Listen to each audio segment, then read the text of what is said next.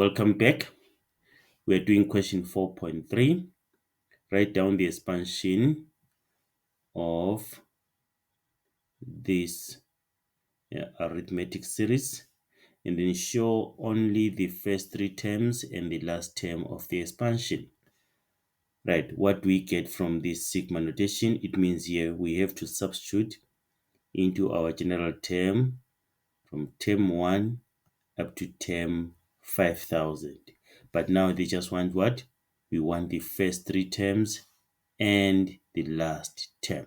Okay, so just know that this is your general term, 2n plus 3. So it means your tn here, tn is equal to 2n plus 3. That's your general term there. Right, so it means this n sigma notation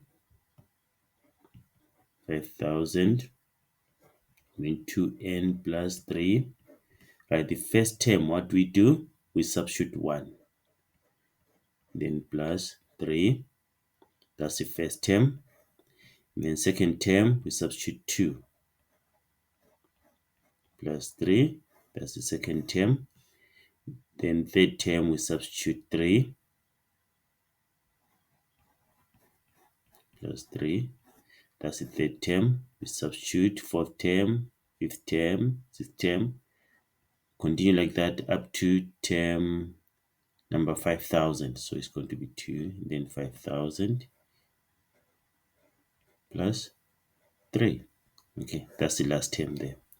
Right, and then let's get these terms. So this is 5, then plus 7, plus 9, plus, goes on up to the last term, which is 10,003.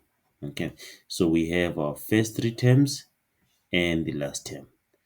As easy as that. Okay, so we're going to meet when we're doing question 4.4.